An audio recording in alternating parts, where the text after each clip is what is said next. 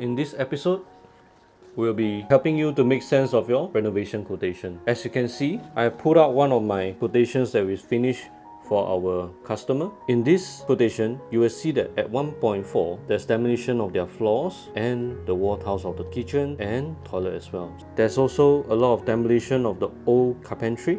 As we move down, we see things like haulage free for cements and tiles, because after hacking, you need to bring new cement and tiles up to your job site, and this requires amount that we pay for our workers. Then comes to the flooring and wet works, where the bulk of the cost is. This is to include for waterproofing and laying new tiles, the labor and the cost of the tiles. Of course, if you choose more expensive tiles, the price will go up. If you take a look at one of the points here, at the kitchen area, we only lay tiles for the areas that are not blocked by the kitchen cabinets. This helps to save costs. This is something that is not always done in the industry, but it's something to take note of. You can request for this. That means during the hacking process, we do not hack the places that will be covered by kitchen carpentry, because it's pointless to waste time and money hacking the tiles, relay tiles, and just to cover it with your cupboards. And for this homeowner, there is a special requirement to polish the existing living room floor. Not all floors can be polished. Marble, yes. A certain type of homogeneous tiles, yes. So what can be and cannot be polished? Look for us.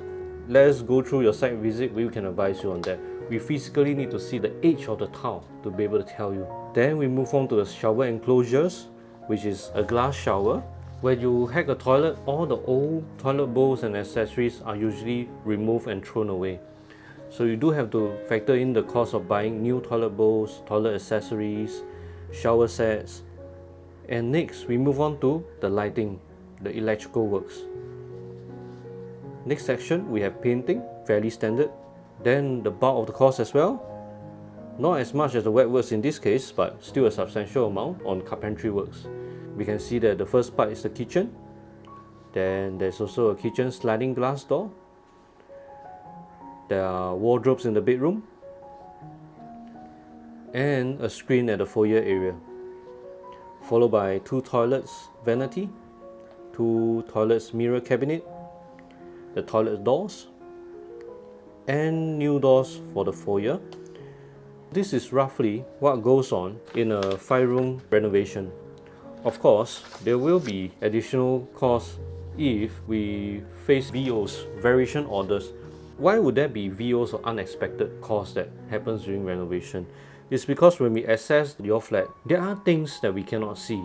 For example, before we hack a wall, we will not know what is behind the wall.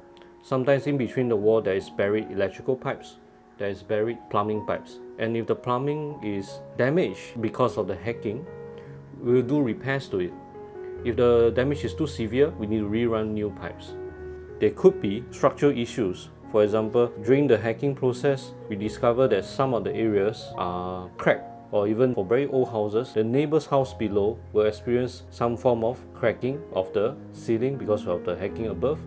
So some of the costs are unforeseen. There are also additional costs added on by the homeowner. For example, previously they did not want to do a TV console, but after looking around, they could not find anything that they like. They like us to build a custom TV console with a feature wall to hide the wires. Most of the additional cost is usually coming from this. These are the variation orders that we do see.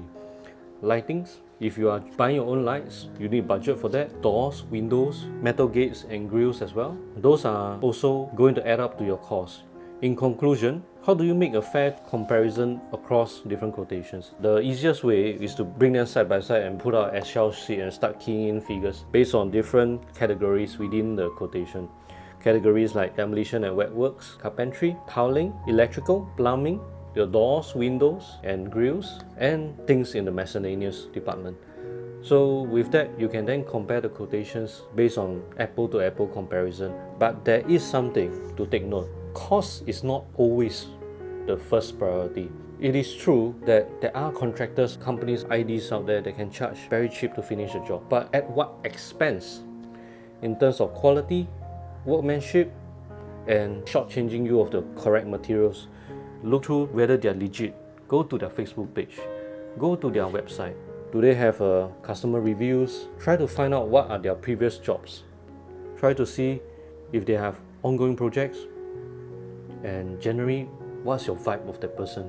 In your meetings with your contractor or interior designer, what's the feeling, what's the gut feel that you have in the interaction with them? Because the project is going to last at least 2 months. If you don't have a proper working relationship from day one, this is a telltale sign that something's not right. So you got to feel comfortable, you got to feel that you can trust the person and hand over the keys to them, and they will hand over the keys back to you in the perfect condition. So we hope that this video has given you more clarity into the ins and outs of renovation finances and how to pick your interior designer or renovation contractor. Now you can take the next step of confidently realizing your dream home. So once again, this is Reese from Reno Scout. If you like our videos, hit subscribe, hit the notification button, like us on Facebook, and we'll see you in the next video.